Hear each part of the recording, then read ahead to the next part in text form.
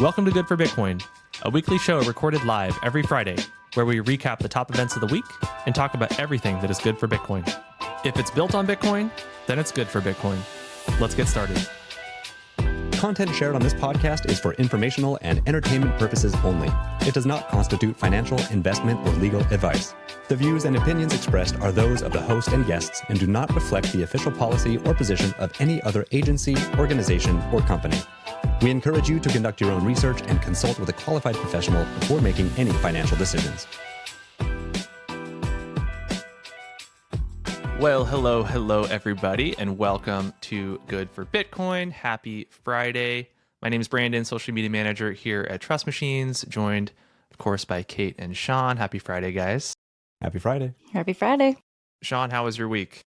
It was fantastic. Another good week. You know, price action is only like somewhat on my radar because I'm just focused on what everyone is doing here.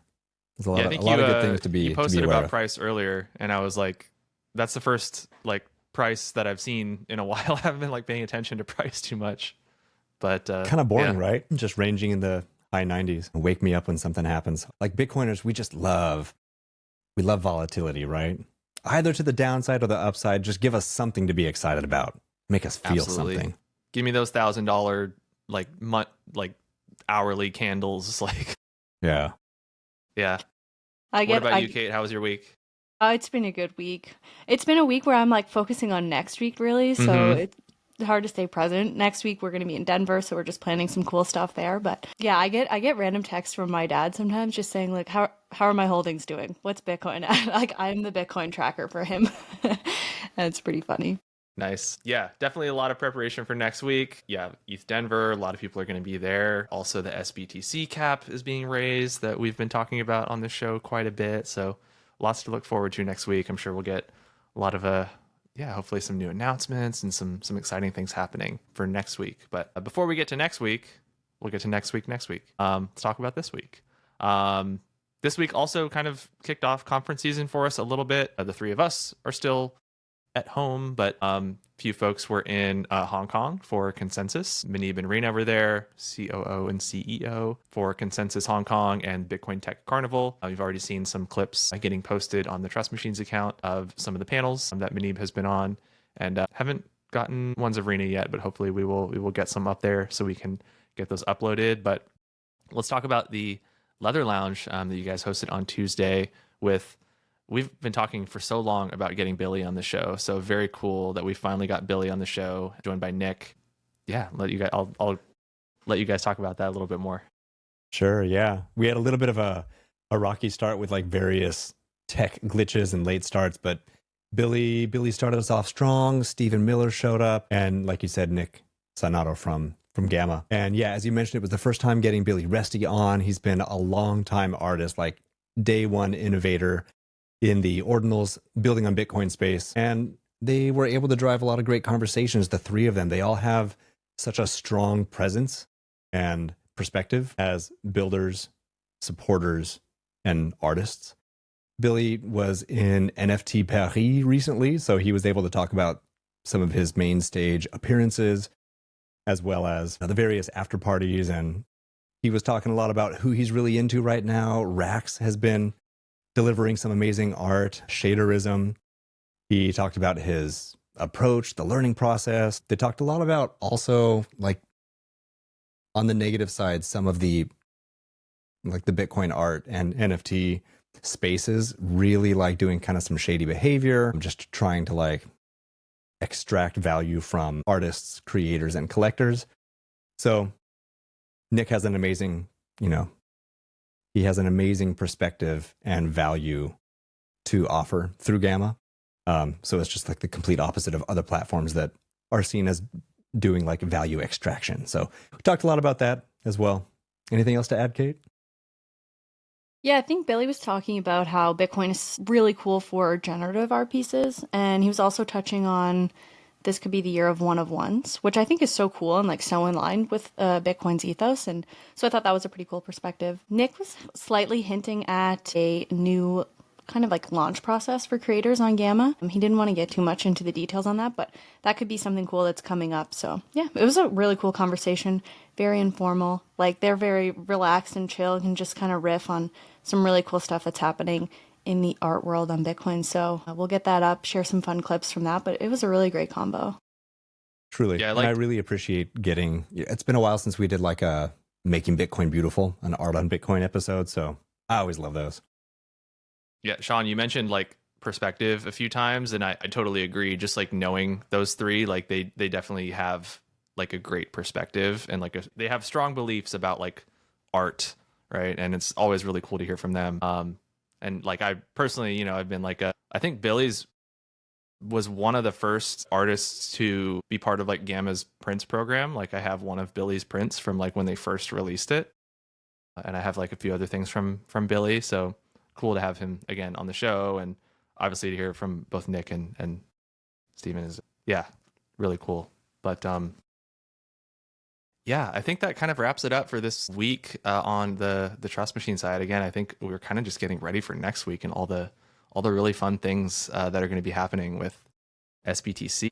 Some things that we can't talk about yet, but we're going to be announcing next week, I think, hopefully, fingers crossed, that are going to be really fun. So stay tuned for that. But yeah, let's get into some of the news for this week. Of course, we have to start off with public company news.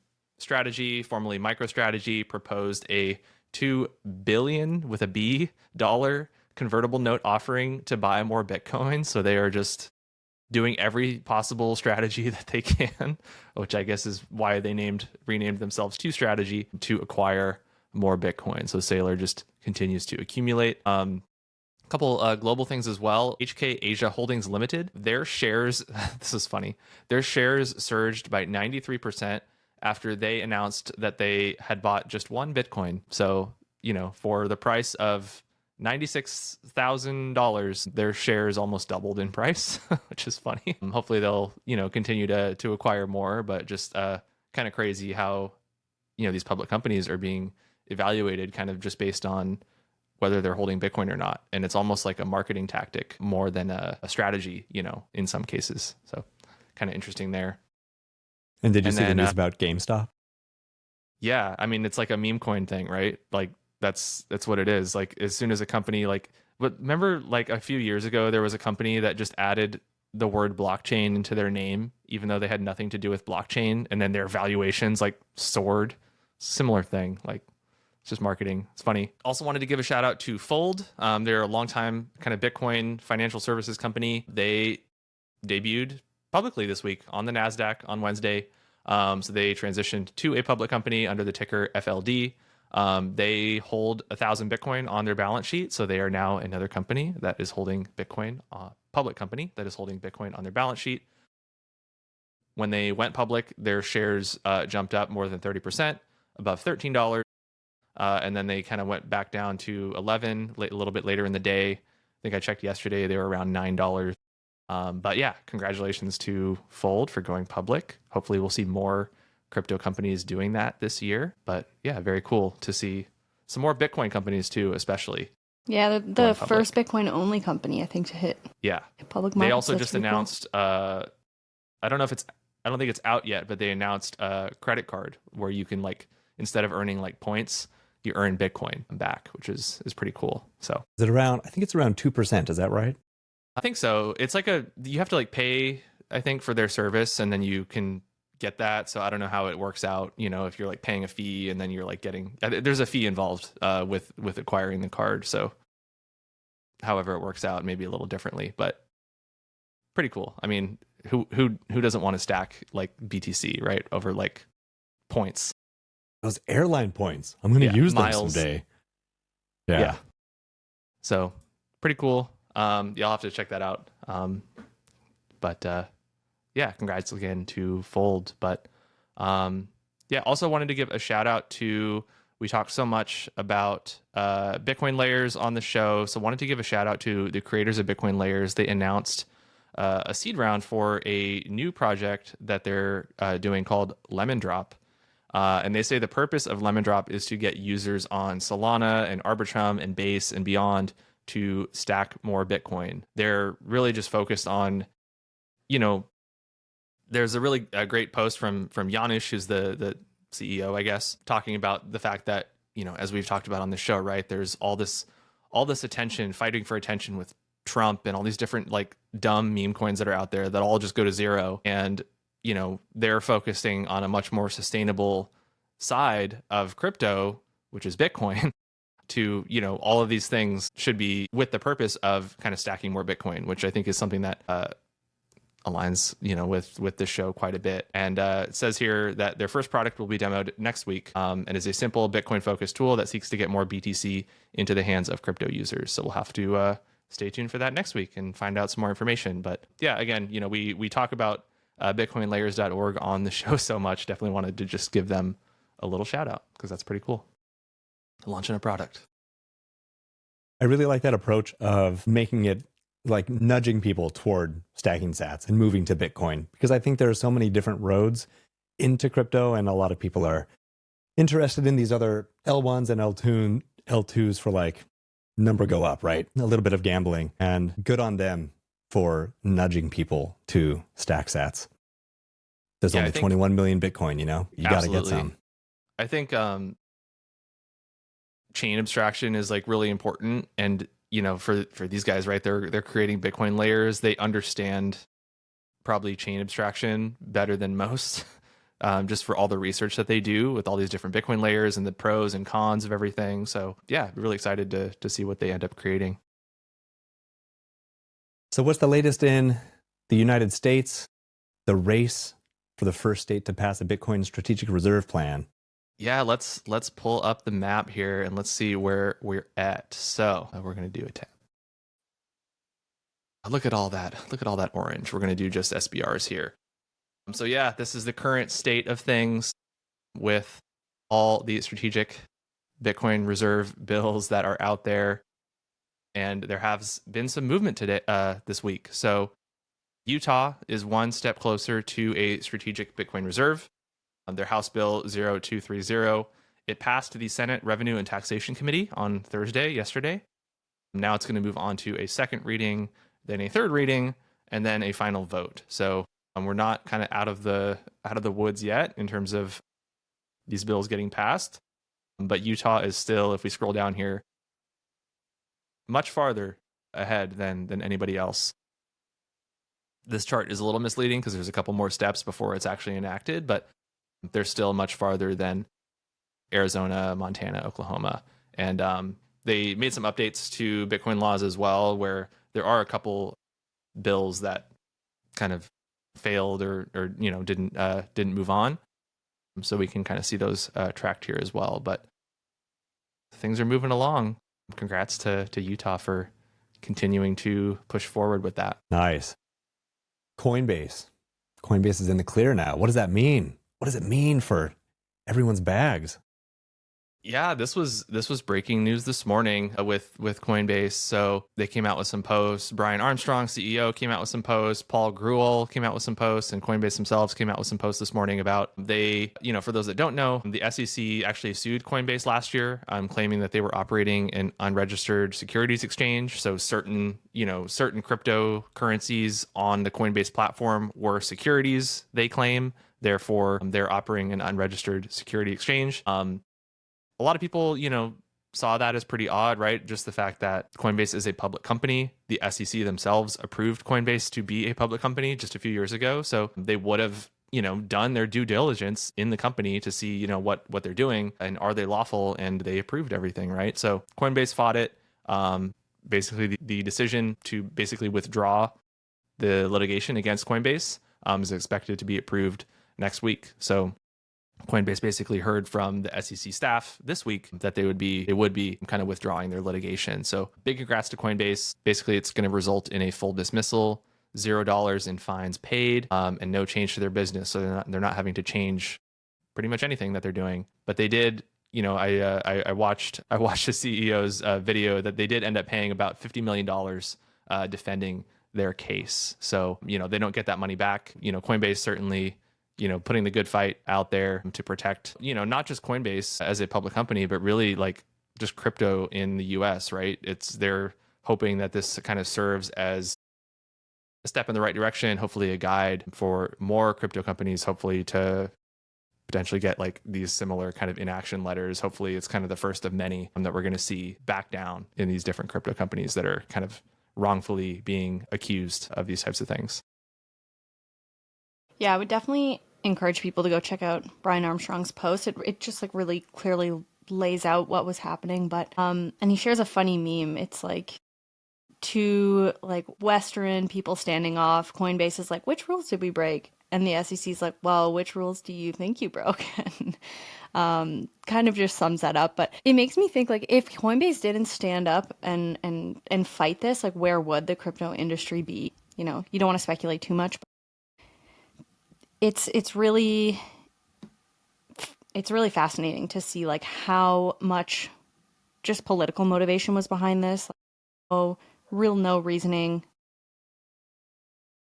Yeah, I don't know. This post was like very helpful for me to understand sort of what was happening behind the scenes, and very thankful that it turned out the way it did. Yeah, definitely. Yeah, I pulled up the video here of the meme. Which rules did we break? Which rules do you think you broke? So yeah, that's kind of been how things have been, the past few years in the US for crypto companies, right? Is no clarity. The SEC saying, telling people to come in and register.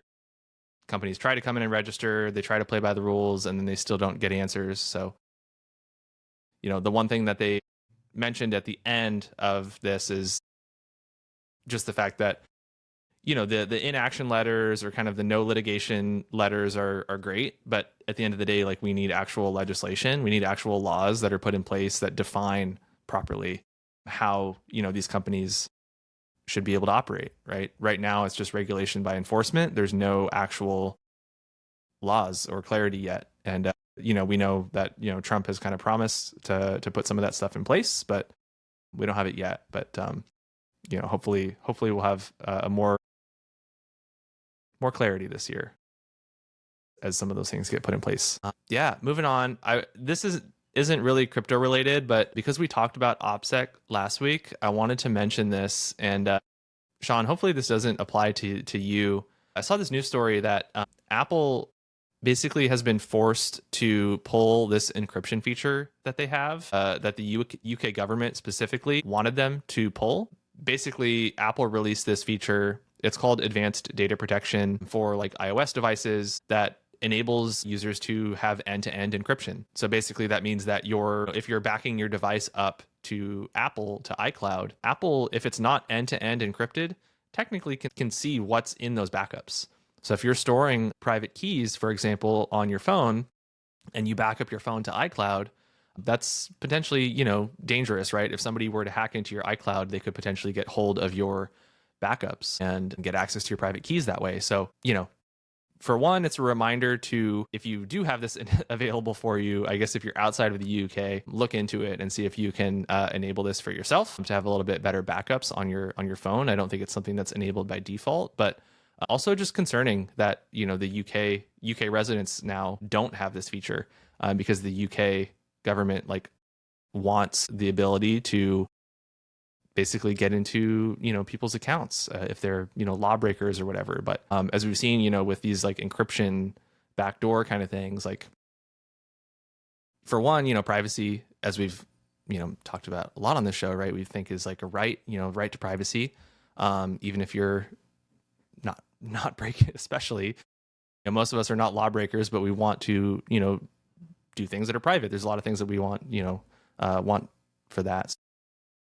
Kind of a bummer for the UK, but just a good reminder for anybody else outside of the UK, I guess, that has an iPhone to enable this, to have a little bit more protection over their data. That's a good PSA that you're bringing out here and it's sad to see, but not surprising too, because the UK is one of the most surveilled countries in the world, I think. So it's, quite the contrast. I mean, if you compare it to the United States, especially post, what am I looking for? Snowden? Yeah, well then too, yeah, but when we had the 9/11 attacks, right? We used that as an opportunity to, what's the word I'm looking for? What act was it? The Patriot Act, right? Yes. The Patriot Act. Who names these things? There's the Genius Act recently, right? The Patriot Act really was a backdoor way for extended surveillance for Americans. But you associate Americans with freedom and privacy, right?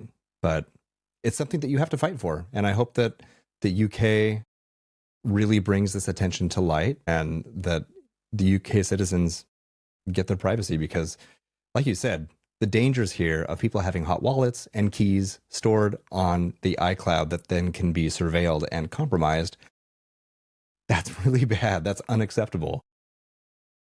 Yeah, it is potentially a little scary too, because we've seen, things like GDPR, like privacy, like all that stuff, was sort of adopted in the UK, but it kind of went everywhere, just to make it like companies, it made it easier for companies to comply with GDPR if they just adopted it everywhere versus only adopting it in like one country.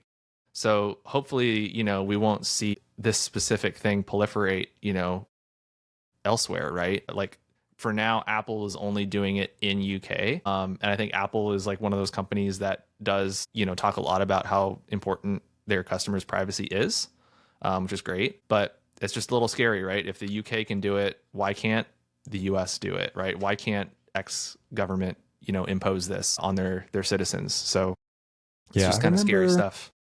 This may have been about 10 years ago, but there was some sort of attack, and the attacker was based in San Bernardino, and the US government was asking Apple for backdoor access to the person's phone.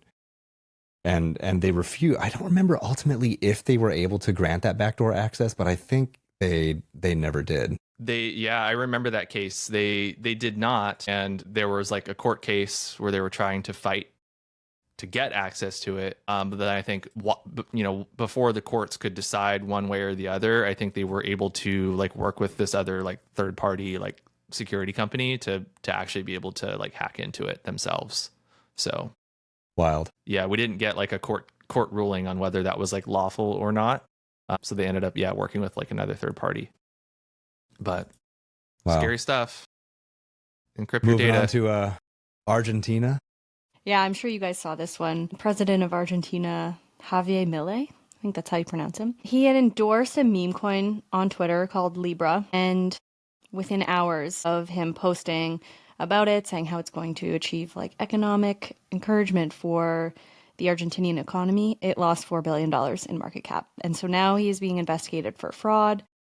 Lots of unhappy people. There's a lot of rumors sort of that the CEO of the company who launched Libra was like very tied to the president and his family. There's a lot of speculation here, but yeah, crazy stuff. When I look at this versus when Trump launched his meme coin, my takeaway is that if you're going to do it, don't do it that saying, it's going to achieve all this good and that you're going to do it for virtuous reasons. Just do it for the vice and the fame and move on. That's a good point. Yeah. And the difference between Trump's meme coin and this is that Trump was blatantly saying this is not like some fancy financial instrument. There's no promise. This is just a meme. Buy it for fun. Buy it for like the support. But yeah, this Libra was tied to like, this is tied to a product and it's going to benefit the people. This was like next level scammy. Yeah, I haven't been paying too much attention to this, but there's so many examples of this, right, that are happening just in the past few weeks, it feels like. And I feel like people are just really getting sick of it. And it's all happening. I mean, not that Solana is like a bad like network, right? But like it's all happening on Solana. It's definitely the culture of Solana. Getting like really fatigued with just the culture that is like being created on Solana. And we made a post about it, right? Like if you want the really fast, cheap speeds, but you want kind of that culture of like Bitcoin, a little bit more sustainable, maybe you should come to Bitcoin. Maybe you should come to Stacks. Water's a lot clearer over here. Yeah, I think that is the good for Bitcoin approach here is that we're seeing so many rugs. There are accusations that the Solana chain is just ripe with that kind of activity, but also there's this way for, I guess, node operators to front run trades. So it's impossible for anyone to actually like just gamble and make money because you're always going to get front run by someone. So come on over to Bitcoin and Stacks. Yeah, we're definitely seeing some momentum there. Really excited for next week, going back to the SBTC conversation on what it's going to mean. I think, I think a good measurement of just like the success of Stacks is really just going to be the success of SBTC over like the success of like the Stacks STX token. I think like that's really what I'm personally going to be like paying a lot more attention to. And I think, the Stacks network itself will thrive, if SBTC is successful. So Yeah, lots to look forward to. it's an amazing, like completely new element to Stacks because in prior cycles there was the token price, so betting on the token going up, number go up, people coming in as far as like trying to make a profit there. Then you had like, there's NFTs, Stacks NFTs, the artist communities, a lot of the meme coin communities, and then all the other apps that have been built. But now the whole new use case is that SBTC direct peg on, so making your Bitcoin programmable and work for you. That's the new stage for Stacks. Yeah. I want to earn Bitcoin with my Bitcoin. And not lose it and not trust it to a third party. Yeah. Well, speaking of not losing it, maybe Kate, I can throw it over to you with a final story. This also is something that came out today. A lot of news today. Some good news, some bad news. So maybe let me throw it over to you. I'm not sure that I added this one. I've honestly been trying to catch up with it. Maybe Sean, you added it, but okay. I threw this one on I real saw quick. Kate's cursor there, but yeah, go ahead, Sean. Yeah, so this was on Bybit. There was a security breach that led to the loss of $1.4 billion in Ethereum-based tokens. So this triggered like a lot of FUD, and Bybit confirmed that withdrawals are active. So about 70% of withdrawals requests have been processed, but some are delayed just due to network congestion. So this is not good news, but these things don't typically happen in Bitcoin as much as they do on other chains. But there was a lot of calling on like, get your funds off of Bybit, which is, it's a run on any bank or any institution is just kind of a nightmare for any CE. Yeah, certainly. I think, because this news broke kind of recently, we don't know like everything about it yet. I saw some stories though about the fact that like Bybit was just using like a 4-key multisig to protect this wallet, which sounds like not a lot to me. Going back to our conversation last week about multisig, that doesn't sound very secure. I don't know if that's accurate or not, but if it is, that's not good. But yeah, that's just good advice just in general, right? Whether your exchange is being hacked or not, right? If you're just holding and you're not actively trading, just take it off. Just hold it yourself, or find there's a lot of DeFi out there now where you don't need to completely give away your assets and your private keys to somebody else. Yeah. Good reminder to just kind of look into that. But from what it sounds like, there's no loss in customer funds. I guess must have a lot of money on hand to be able to, account for that over $1 billion in lost funds. But yeah, pretty crazy stuff. And that's a good segue to talk about Tuesday, because the SBTC cap is going to be lifted. Is that happening at 10 a.m. Eastern? Are there any updates on the time? 10 a.m. Eastern. Yep. Okay. That is happening. And that'll be followed shortly by the Leather Lounge. And we're going to have Andre from Bitcoin L2 Labs, and as well as I think Jakob from Hermetica is joining us, and also Grant from the Stacks Marketing Working Group. So yeah, Mark, next week is all about. He's going to join from Leather too, so good, that's fun. Good. Yeah, it'll be a big week next week for Stacks in Bitcoin, and ETH Denver is going to be painted orange, I expect. Yeah, I can go quickly over some of the events that we are going to be at ETH Denver. If you are tuning in and you're also going to be there, it would be awesome to see you. But it seems Wednesday, February 26th, is going to be the big day. So we're going to be starting it off at the SheFi Summit. This is for all the ladies in crypto.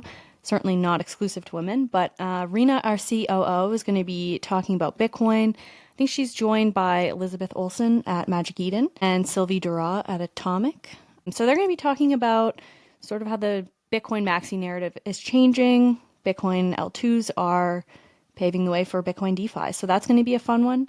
And then Stacks is sponsoring a couple events that we'll be at. The first one is Buildle Battle. So this is sort of like the pre-hackathon event. Come get some hands-on learning experience, meet some people there. The Buildle Battle is sort of like a virtual hackathon that's going to be happening, just showcasing a lot of people that are building and innovating in Bitcoin. I think there's like a tournament that's going to be judging a lot of the projects. That's happening in March. So it's just a ton of new innovation happening on Bitcoin through that. And then after Buildle Battle, there's the Après Bitcoin, and this is sort of just to hang out with all of the super cool, amazing Bitcoiners that exist. So it's going to be a fun week. We'll be sharing some more details about it on Trust Machine, so stay tuned for those updates. Yeah, really looking forward to seeing all the stuff that comes out next week. And I think it's really awesome to have, especially for something like Ethereum. There's so many builders on Ethereum, so to have like these builder-focused events, there's going to be a lot of attendance. I've heard that the build, I can't even say it, Biddle Battle? Buildle? I can't say it either. Buildle Battle. Biddle Battle has a lot of people registered for it already, I think. So, it's going to be really cool to see what gets created. I guess we'll have to cover that in a week or two once we hear some outcomes. But yeah, I think that wraps it up for the week. You guys have any plans for this weekend? I guess, Kate, you're just getting ready for Denver next week. Yep, pretty much. Sean, anything on your end? I'm going to step away from the computer a little bit, take some time outside. My son is super into archery right now, so I'm going to go shoot some arrows. That's archery. Awesome. Pretty cool. Yeah, it's fun. Cool. Yeah, nothing on my end. Just hanging out, touching some grass. We'll see how well that goes. But thank you everybody for tuning in. We will see you next week. Lots of stuff to look forward to. So yeah, stay tuned to Trust Machine's handle, to Leather, to Granite, to all the things. We got a lot of stuff coming out next week, so it's gonna be a good one. Cool. See you guys. Bye, y'all. Bye.